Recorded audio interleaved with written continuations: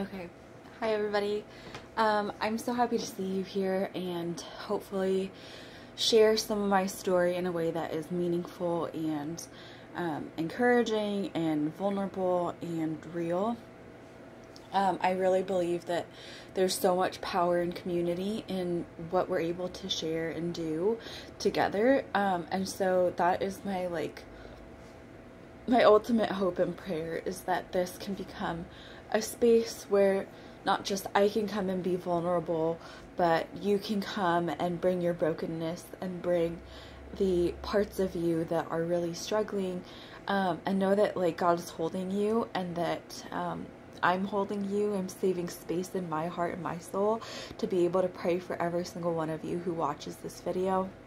And so the reason I'm jumping on today is I just feel so compelled to share my story. I feel like I've been holding back from doing that in order to try to take care of myself, which is always going to be the #1 priority, because as much as I want to serve and share and pour out my soul and spirit, as God leads me, I'm learning that sometimes that means to slow down, and sometimes it means to heal inside before I can come outside and share. So I finally feel like I'm in that spot.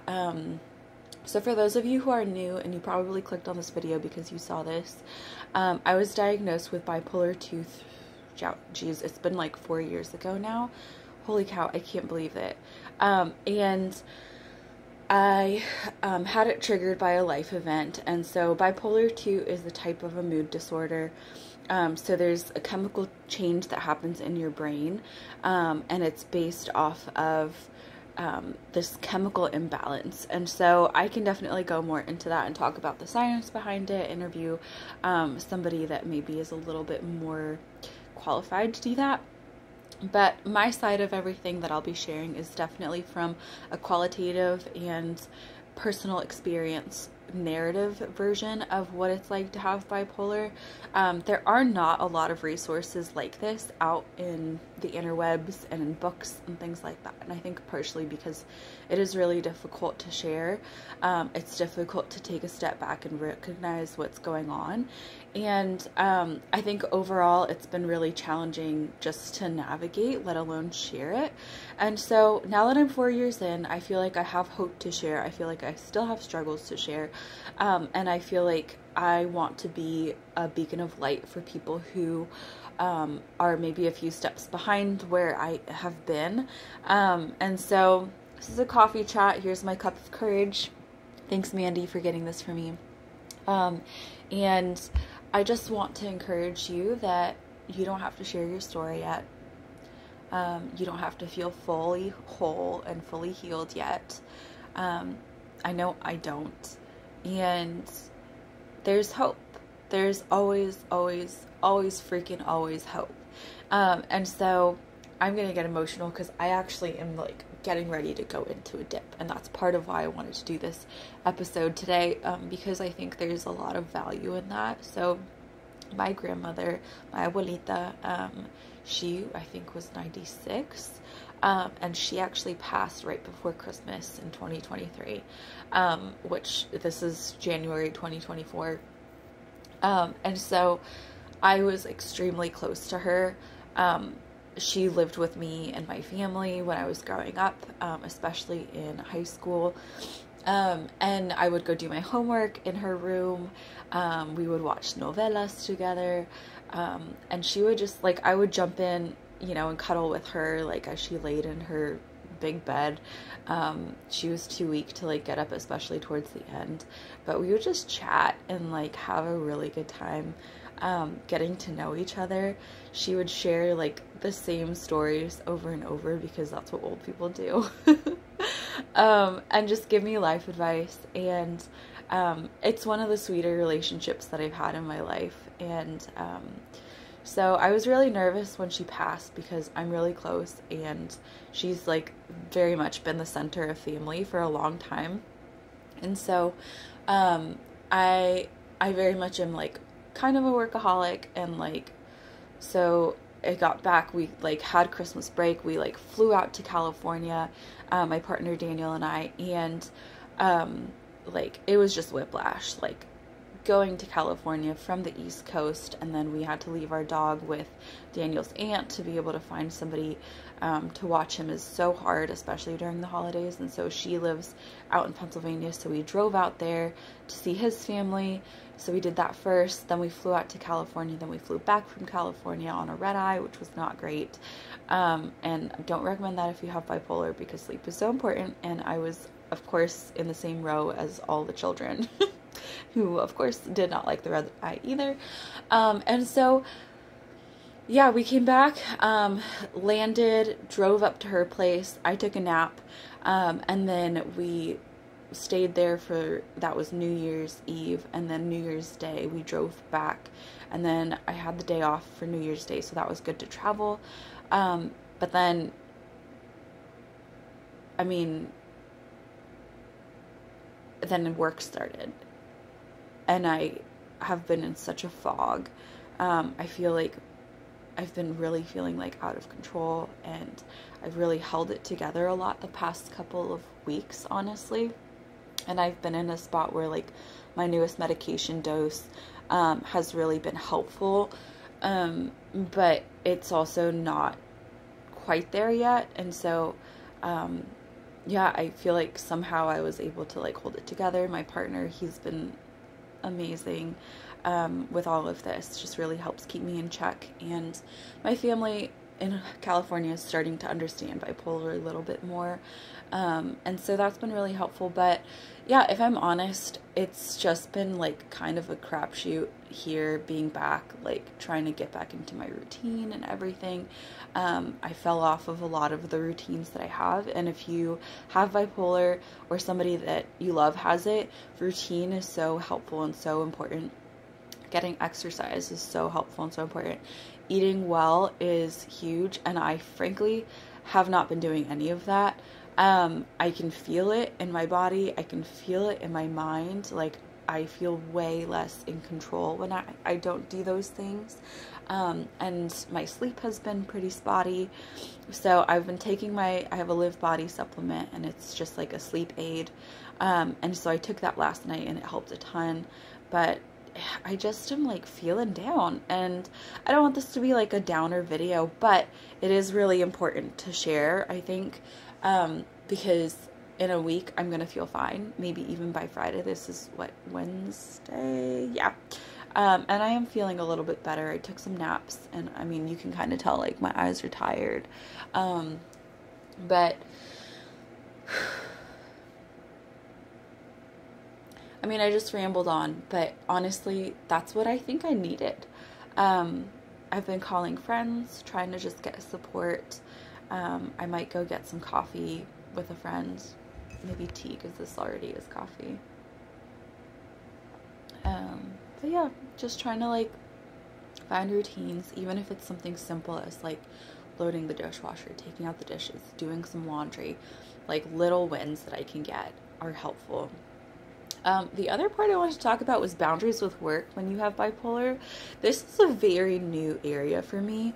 I suck at boundaries.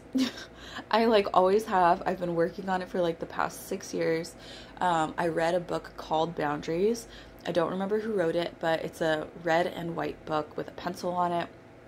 Really good. I actually should find it and try to read it again, because now I'm doing it in a work environment.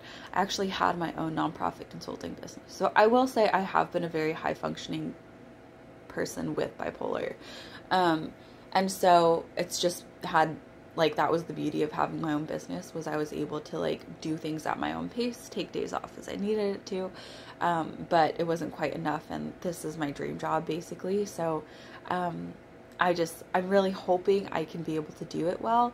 I have a lot of self-doubt in that area, so I'm hoping that these videos will start to show growth, because I look back at my journals and I'm like, wow, like I have grown in so many ways. Like, this is so cool. I should share this. So in 2023, that's one of my goals, is I really want to be better at communicating with my boss and my team. And they have so far been really open to, we have like a very strong DEI culture, at least on paper. And so I'm really testing the waters to see like who can I trust? So people that I work really closely with do know that I have bipolar 2. And it's been really interesting to see, like, they have been very, like, all hands on deck, like, we absolutely will help you.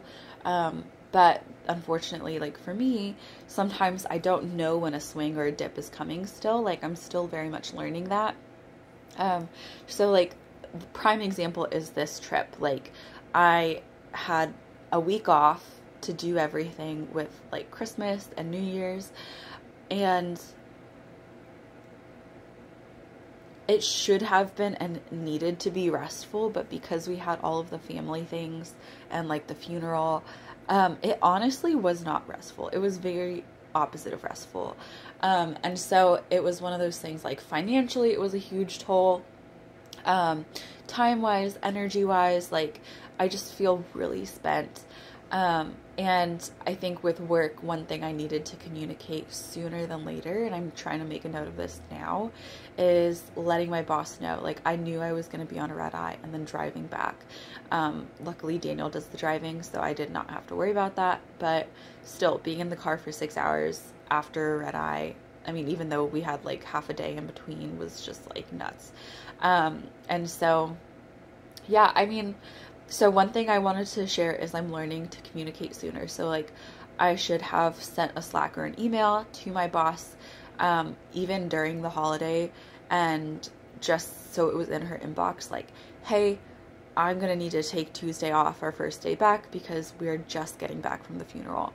I know I'm going to need space for at least a day. Instead, I waited, I stressed, and I probably prolonged this exhaustion more than I needed to. And so that's one thing too to be mindful of, I would say, and for myself, like, putting things off like that and, like, conflict, putting those things off. My mind has been so fuzzy most of the day that I, like, can't really, I can't communicate well, and, like, I look back at messages and I have Daniel read them and we're like, what even was I saying? So that's not unusual. Like, if you're dealing with that, you probably need to rest. For me, that looks like actually taking naps, and, like, I ended up sleeping till noon yesterday, and today kind of also, like, woke up, had a little bit of breakfast, chatted with Daniel. As soon as he left for work, I laid down and I conked out for like 2 hours. So that tells me that my body needs to recuperate. That might not be the way for everybody, but that is for my body's way of saying, hey, slow down. So I told you a little bit about, like, taking the day off. I'm going to actually try to take the week off. I have unlimited PTO, which is huge for me, especially, like, with bipolar and still navigating a lot of this new thing, especially in a new working environment. I'm only 4 months into this job. But yeah, I would say, like, take the time that you need if you can. Communicate as much as you can. Try to do it in a, like, calm state.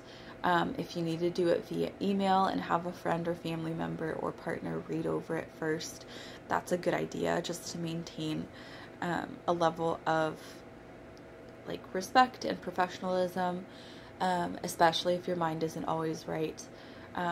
Having open communication with your partner, I could not thank you, Daniel, enough. Like, and I hope every person that has the bipolar journey, like, has somebody like him, because he's, like, genuinely so awesome.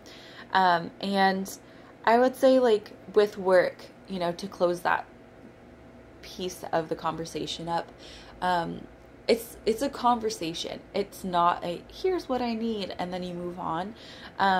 It's communicating with your team. It's communicating with your boss. It's communicating with your partner. Like, it's so much communication. And it, like, you have, like, for me, I have to verbally process it, and I used to not do that at all. We actually took a test at work, and I used to work at this company actually, like, 3 years ago. 4 years ago now, actually, because it was before I was diagnosed, and my, like, external communication was at, like, 12% out of a pie chart of, like, different ways that you communicate and learn and things like that. And so this emergenetics is the name of the test. So we did it again, actually, like last month. And it was crazy because it jumped from 12% to 45%. And I was like, I told the instructor, because I'm friends with her, I was like, actually, I think it's because I was diagnosed with bipolar that I've become more intentional with my communication. So, you know, like, bipolar is not all that bad. Like, there's like silver lining is what I'm trying to say. It does suck. I will say that. But there is silver lining. There are good things that can come from it. And for me, communication is one of them. And so I'll say, like I said at the beginning of this, there's hope. Keep the dialogue open with your boss or whoever it is that's on your side trying to vouch for you. Do your best, and it's not always going to be perfect, but it's not always like going to be bipolar. Like, everybody has a hard time in their job sometimes, and it's not like bipolar's fault. And I think that's a lesson I really want to like hone in on this year, this month even, is it's part of what we manage, right? Like, bipolar is a piece of what we manage, just like any like emotion, or like if you have an injury or any other kind of like bodily like impediment, like it's just something that we get to work with. And I think like using that as like a reasoning piece for yourself like is so helpful. So I hope that's helpful. I know that I kind of rambled on a lot, but really this has just been my experience. This has been my day. And I would say, like, good luck. I'm here for you. Leave messages in the comments if you want to chat, want to reach out, if you have questions. I will do my best to be authentic and vulnerable and honest, always honest with you guys. So thanks so much for watching.